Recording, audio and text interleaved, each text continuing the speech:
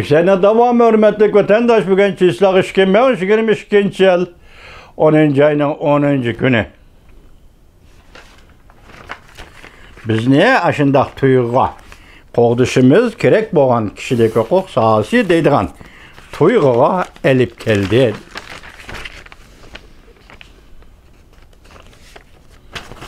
Tuyuğa elip geldi bu saha kişilik hukuk sahası. Biz qoğduşumuz kerek bolğan sahadır deydiğen tuyuğa elip geldi. Çünkü Kompartiyası emde davamlı insaniyetke karşı cinayet sadır kılıp cezaga erişelmeydiğen muameleye erişemez. Keşirimle hata yazılıp kaldı. Davamlı insaniyetke karşı cinayet sadır kılıp cezaga uçurmaydiğen muameleye erişelmeydi. Müşketim otur. İşte Uygur meselesi.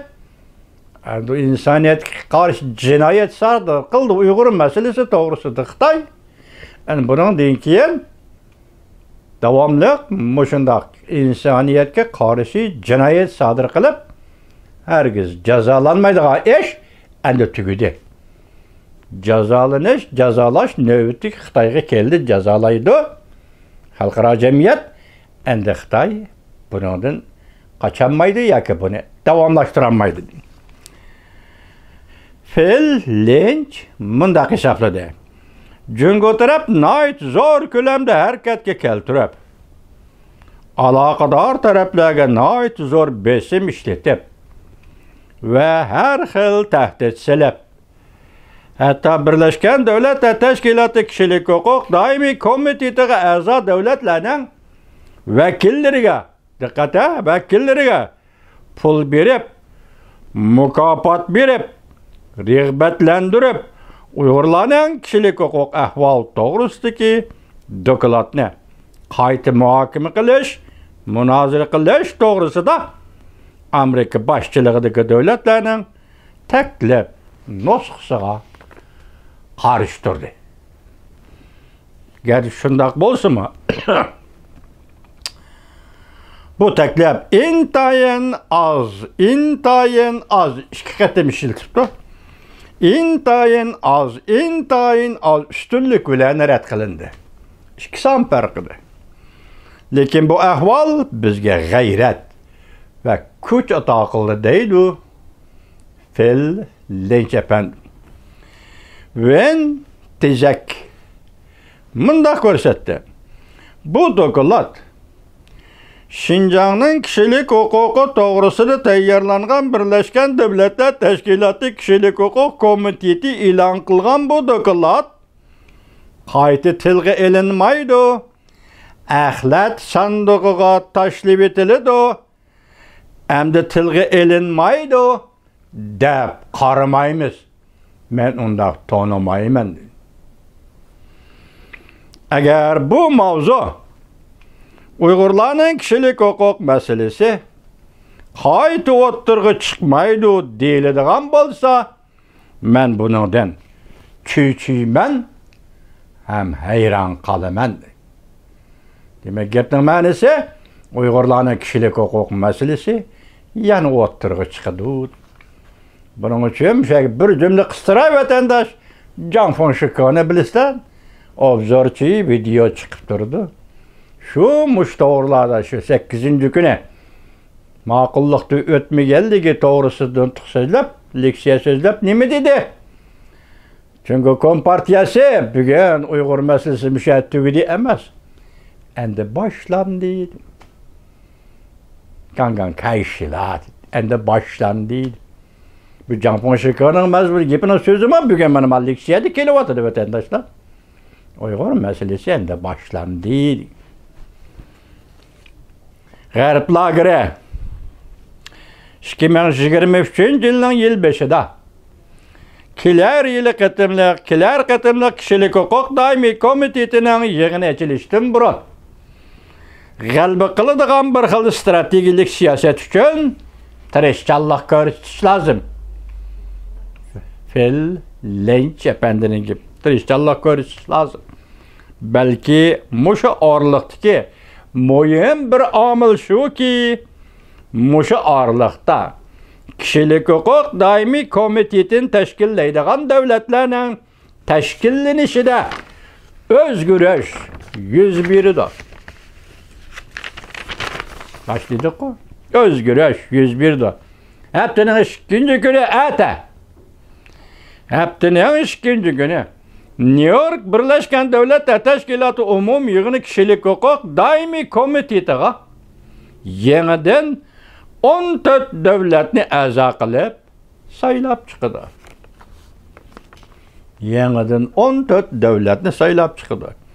Bu devletlarning huquq yurgizish manzili 2023-yildan 2025-yilgacha davomlashidir. Ve tezek mundaq ko'rsatdi. Bir ikki devlet yoki hukumatni o'zgarish bo'lib tamponlashtirish ko'riladigan bo'lsa, shu hamon Birleşken Devletler Teşkilatı Kişilik Hukuk Daimi Komitetining umumiy tashkiliy yuzida o'zgarish yuz berdi. O'tgan hafta 10-oyning 7-kuni Birleşken Devletler Teşkilatı Kişilik Hukuk Daimi Komiteti tarixdan bir tunji qatam bir qaror ma'qulladi. Lekin bu qaror Rossiya Federatsiyasining o'qituvchilarni bostirishi va nazorat qilishiga qaratildi. Natijada 17 davlat qo'shilib ovoz berdi. 6 davlat qarshi ovoz berdi. Boshqa 24 davlat ovoz berish huquqidan voz kechdi. Mutaxassislarning qarashicha, bu ikki qatimliq ovoz berish, ya'ni Jungo to'g'risida ovoz berish, Rossiya to'g'risida ovoz berish, Birleşken Devletler Teşkilatı Bexatarlik Komitetiga a'zo ikki davlatning, ya'ni Jungo va Rossiyaning diplomatiya sohasidagi ro'shan farqidir. Endi bu farqda boshlaymidik. Aşağıdaki vekillerge mukafat verdi, dolar verdi, Jungo deb okuduğuk sizler. Ama lekin Rusya bunu kılmaydı da. Hem kılanmaydı. Rusya pul verip onu söylediği işte Rusya kılmaydı. O Xitay emas da o. Düşman bolsun az Ukrayna düşman, az insaniyetke düşman, tecavüzcü. Şundak bolsun mu o ki Xitay kılga işte Rusya kılmaydı. Bir yerdeki diplomatiyadaki fark Jungo'nun vekillerge dolar belgelliği yoktu, yok yani mukafat belgelliği. Şunun için iki sam farkıda tutup alğanlığı Uygur meselesi de Rusya'nın şu işini kılalmağanlığı ahir bu karardan maqullanğanlığını bir de benzentek ahirde misal kılıp görürsüz töbetenleşti. Hazırlık vaziyetlik özgürüş ete qani qarab so'zlaymiz, nima prezident Sayyumandiki sahnege chiqish, ya'ni dunyoga siyosat sahnasiga chiqib turib so'zlash, egilik huquqdan voz kechmayman, erkin demokratik turmush usulidan voz kechmayman. Mush ishlar bo'yicha Rossiyaga makay yo'q. Lekin Jungo taraf bilan söhbət ötküzümən, təmpən, duyğva. Məyədiki gəp, söhbət ötküzümən degen gəp. Cuma vətəndaş, siyasi təşəbbüslərini mə Jungoçu boptursun, Tayvan boptursun, Tayvançı boptursun. Lekin ma vəziyyətlik özgürüş bu nimi gəp.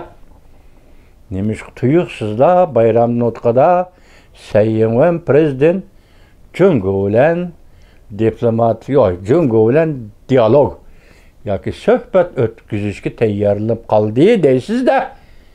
Mana shu savolni qo'ysiz. Alloh xolisa at ko'rishimiz. Hammalarni Xudo aman qilsin.